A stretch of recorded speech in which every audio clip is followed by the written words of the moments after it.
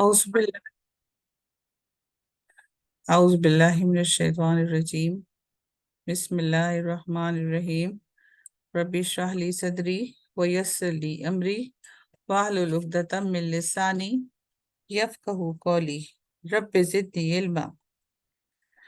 Today we are studying very important topic, that is water and electrolyte balance. Through this we are going to study different concepts, and you have already done it in the first year also.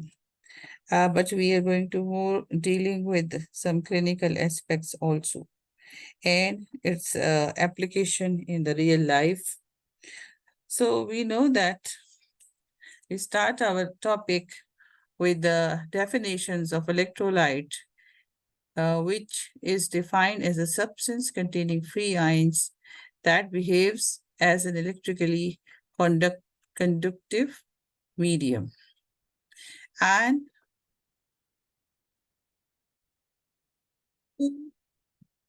this these different definitions we already have covered in so far discussing, and we already have concepts. But again, let's study them again. That it is a substance, electrolyte is a substance containing free ions that behaves in electrically conductive environment or medium, and osmosis is the net movement of the solvent across the semi-permeable membrane from a region of high solute potential to an area of low solute potential. So when we see that what is what is a fluid, what is total fluid of the body, we know that an average 70 kilogram man, it has a 45 liters of the water in his body, and it is far more the most abundant single constituent of the body. In the lean adult male, it forms 60% of the body mass, and in the female, about 50%. So we know that because the water content of the adipose tissue is relatively low, uh, and therefore water content of the body is relatively less in obese person. In the newborn infant, 75% of body mass is represented as water. And water, it is the medium in which body solutes are dissolved and in which most metabolic reactions take place. So it is divided into different types of uh, compartments, and according to it, there is intracellular fluid, and there is an extracellular fluid, and then there is a interstitial fluid, interstitial water. So when we talk about the solute, these are the minerals or inorganic substances that are dissolved within and forms ions that are known as electrolytes. So there must be balance in the water, there must be balance in the electrolyte. So we have to study these different topics. Like when we talk that, let me take the pointer. Yes. So when we talk about the fluid compartments, there is the intracellular fluid. Water content varies most here due to the variations in tissue types we have already talked about. In extracellular fluid, the volume, interstitial fluid volume varies. So volume of the man and the woman. So these are the different percentages of the adult male, and it is the adult female. And this is the solids and intracellular fluid and the extracellular fluid. And in the male, there are intracellular fluid contains 33%, and interstitial constitute 21.6%, and plasma 4.5%. So these are the different distribution And in the interstitial fluid, when we talked about, it is the equivalent to about 3/4 of the extracellular fluid. The subcompartment of interstitial fluid, it is the exchanging fluid of the connective tissue and the bones. So these may be plasma water, that is about 3 to 3.5 liter, and lymph, that is 1.5 liter. Transcellular fluid is about 1.5 liter. It occurs in cerebrospinal fluid, tracheobronchial tree, ocular fluid, excretory systems of the kidneys and the glands, synovial fluids, and the gastrointestinal fluid. So when we talk about the extracellular fluid, so how many are the compounds? Number one is interstitial fluid, plasma fluid, lymphatic fluid, transcellular fluid. So that we must not consider that it is a static environment, but it is a dynamic environment and various fluid compartments, and there is free exchange of water between the intracellular and extracellular fluid. And on one hand, and between interstitial water and plasma. So we have seen the differences, and now we can see that proteins, lipids, minerals, carbohydrates, and the miscellaneous group. So this is the solid compartment distribution, and we must know that how much of it is present there. So fluid balance is very important. Water contents is stable overall, and there are gains from the absorption of the digestive tract. And nutrient ions are also absorbed. Osmotic gradient created, causing passive absorption of water. And there are losses, many through urination, but other routes as well. Digestive secretions are reabsorbed similarly to ingested fluid. So we have lot of distribution of the fluid balance, and there's a sheet of water gains and a loss in our fluid balance. We have to memorize, or we have to consider it, because it's very important for a patient point of view. A patient of dehydration or patient of any other diseases. Water content of the food is 1000 milliliter. Water consumed as a liquid is 1200. Metabolic water during catabolism, it is 300. So the total fluid balance is 2500. So method of elimination is how it is eliminated. Number one, urination, 1200. Evaporation at skin, 750. Evaporation at the lungs, loss in feces. So this is equal. So daily input, it is equal to the output. So we have seen that this is the diagrammatic representation that whatever we have it in the food or drink, so that is secreted in saliva, gastric juice, liver, pancreatic juice, intestinal secretions, and colonic mucus secretions. Small intestinal reabsorption occurs and colonic reabsorption occurs. So total 5 liters we can say roughly that it is released, and out of this 150 ml lost in the feces. So we have seen it already. And when we talk about the fluid balance, intracellular fluid and an extracellular fluid compartment balance, very different compositions both have at an osmotic equilibrium.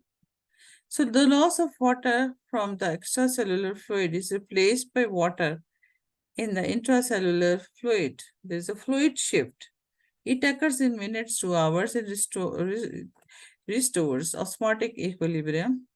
What is dehydration? It results in long-term transport that cannot replace extracellular fluid, water loss. Homeostatic mechanism to increase the extracellular fluid volume will be employed. तो हमने ये बातें देखी कि कैसे balance होता है. हम ये देखें, this is an example that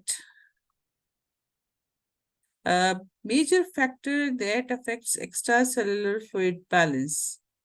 This is the intracellular fluid present in the cells, and metabolic water comes out 300 ml. What are absorbed across digestive epithelium is 2000 ml, and that is lost is 1000. Water vapor lost in the respiration, evaporation. जैसे आजकल गर्मी है, उसमें पसीना आता है, evaporation होती है, तो उससे भी 1 liter is nearly lost. Similarly, there is a loss in feces and sweat glands. तो ये सब चीजें तो हमें वैसे भी पता ही है. तो we have seen that changes in the intracellular fluid and the extracellular fluid when water loses outspace water gains. So this is the intracellular fluid and they are balanced. If there is an extracellular fluid loss, then reduces the volume and makes the solution hypertonic with respect to intracellular fluid. So fluid shifts occurs and into the extracellular fluid and to restore the osmotic balance. So तो ये हमने क्या पढ़ा? We have identified the roots of fluid losses, what is a fluid shift, and explains dehydration and its effect on plasma. So we are talking about the minerals and electrolytes. Basically, there is equilibrium in these ions. And what are the organs that regulate these? Number one is the intestine, then the colon, and the kidney, sweat glands, and some parts of the skeleton also takes place. So mineral balance is between the iron absorption in the digestive tract and iron excretion at the kidneys. So we have seen that colonic absorption and sweat glands and the kidney, they are going to play a role. So there are different types of major electrolytes. We have to consider sodium, calcium, potassium, magnesium, iron, chloride, iodine, bicarbonate, and sulfate, nitrate, and phosphates. So there are different mechanisms, so we're not going to discuss into detail, but the functions of these key minerals we will be considering. Mainly we will be discussing sodium and potassium because other things we have already mentioned, that sodium is the cations of the body fluids essential for the normal membrane function. Similarly, potassium is also a major cation in the cytoplasm, essential for the normal membrane function. So there are other chloride, calcium, and phosphorus, and they have different functions. Like phosphorus is present in the high energy compounds, nucleic acids, bone mass. Magnesium is important for cofactor of the enzyme. Similarly, anion functions in the HCl is also very important. Similarly, some other key minerals, they are iron, zinc, copper, magnesium, and the cobalt. And some are present in enzyme systems necessary, some are important for vitamin function. So define the mineral balance. What we have discussed, identify the significance of two important body minerals, sodium and calcium, and what are the ions absorbed by the active transport.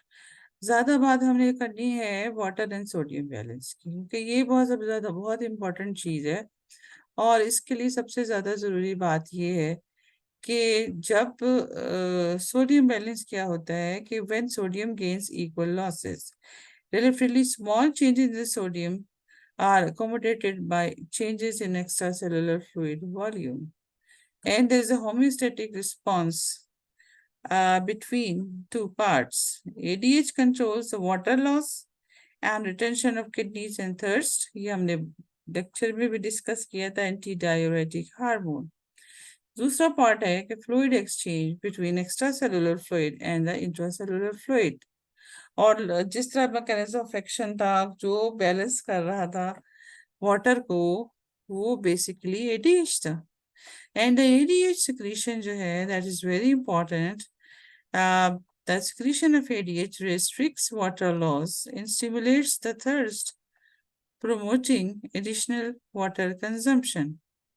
तो ये homeostasis जो है normal sodium balance को, if there is a normal, let's start from here, that the normal sodium है extracellular fluid में, but what happens that homeostasis is disturbed and increased sodium हो गई तो osmoreceptor are stimulated and ADH secretion, और फिर ADH ने अपना काम कर दिखाया और वाटर बैलेंस हो गया.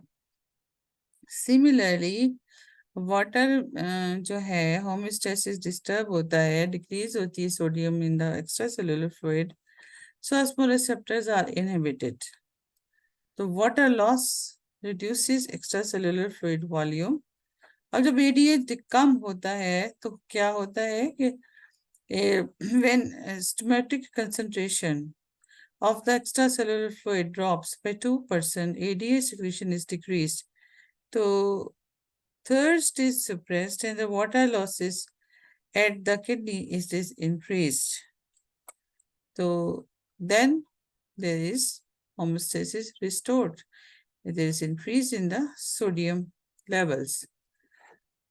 तो सोडियम बैलेंस जो है अगर डिस्टर्ब हो जाए, ये क्लिनिकल प्रॉब्लम आ गया, और ये देखते हैं कि why this is so important, and it is why it is important of all of us to learn, because we have to teach our patient also about the sodium, intake of sodium, because the sodium changes is accommodated by changes in the blood pressure and the volume.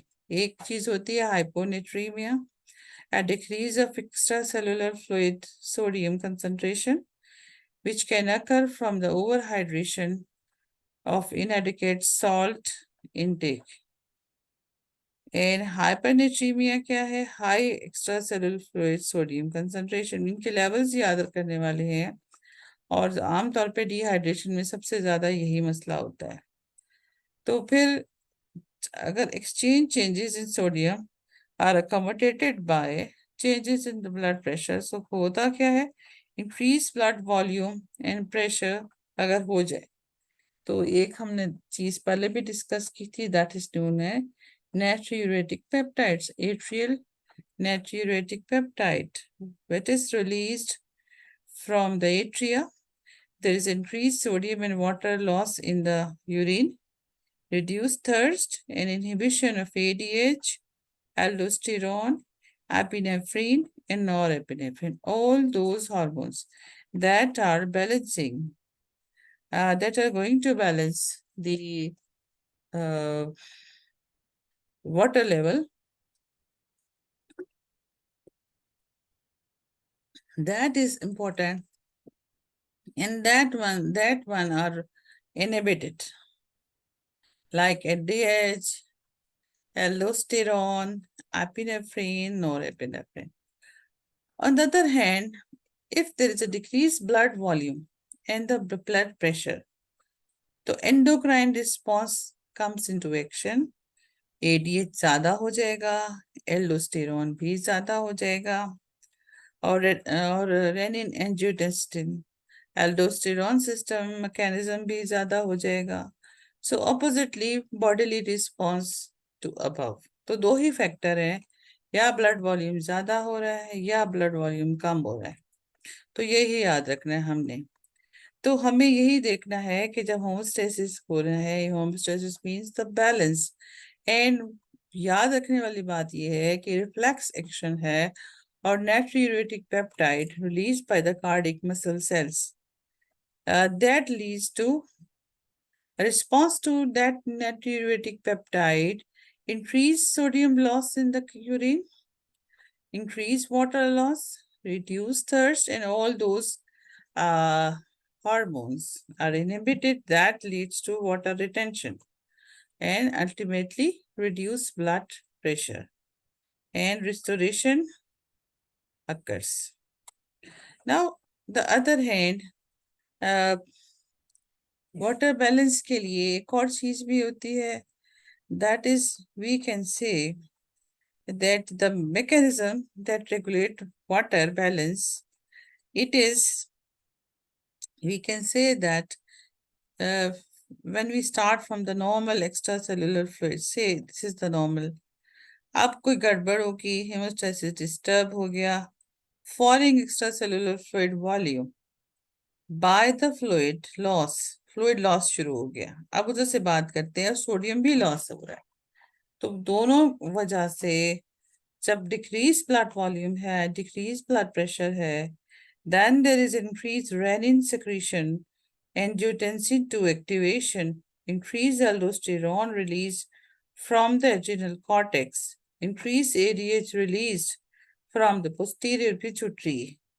अब इनका combined effect होता है, ये अकेले काम नहीं करते बल्कि एक टीम वर्क होता है। What happens next? Increase urinary sodium retention, decrease urinary loss, water loss, and increase thirst and increase water intake. So this is very important that when these all functions together, they are going to work together to restore the extracellular fluid volume. तो ये सब बातें हमने discuss कर ली हैं कि what effect does inhibition of osmoreceptor have on ADH secretion and thirst, और aldosterone कैसे करता है, और ये सारी जो है ना, ये सारी बातें याद रखनी। कुछ बातें मेरे बहुत इंपॉर्टेंट की हैं कि हम जल्दी से इस पे गो थ्रू करते हैं कि सिर्फ ले लें कि आप सोडियम ज्यादा हो रहा है। For example, increasing sodium, increasing potassium intake can help to decrease your blood pressure if you have high blood pressure.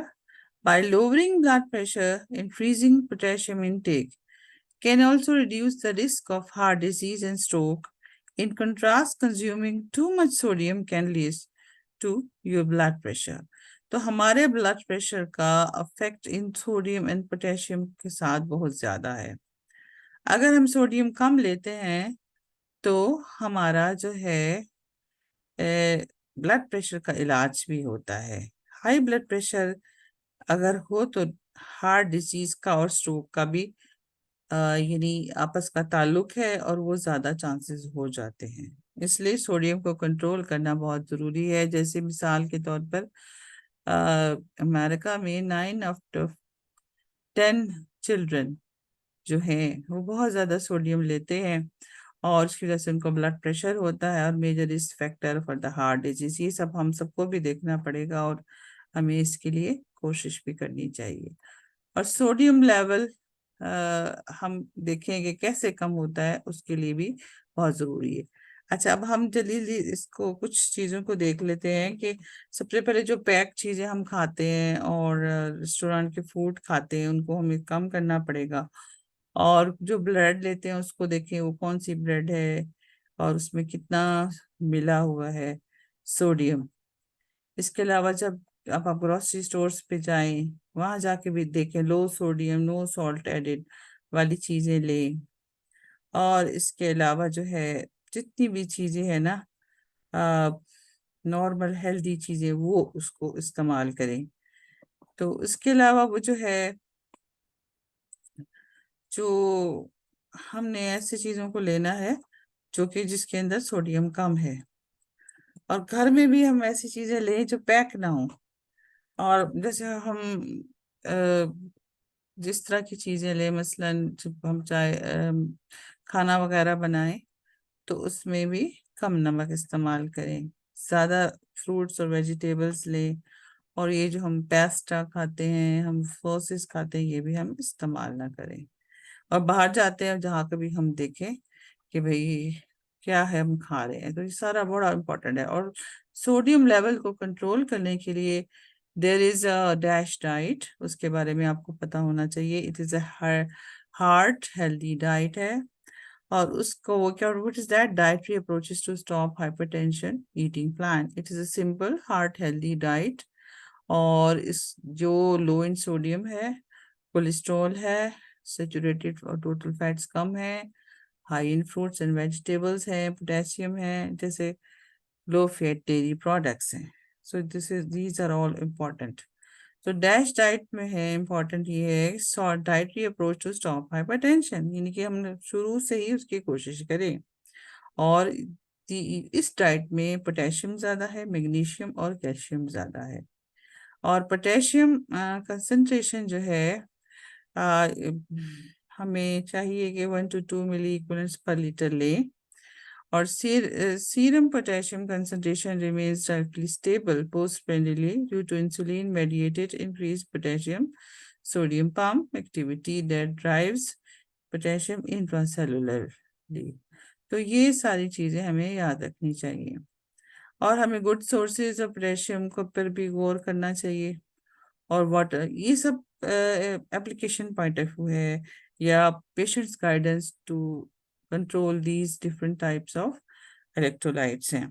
Oranges, melons, cook spinach, broccoli, potato, sweet potato सब अच्छे हैं। High potassium foods tend to be rich in glucose or amino acid, which stimulates insulin secretion. When potassium is consumed without an insulin response, as seen with the potassium supplement or untreated insulin-dependent diabetes, potassium accumulates extracellular fluid compartments until the kidney can excrete it. So potassium balance is also very important. The regulation of urinary potassium excretion to match dietary intake, and fecal potassium excretion is 5 to 10% of ingested potassium. In patients with chronic kidney disease, colonic potassium secretion may increase more than 30% of dietary intake to maintain the potassium balance.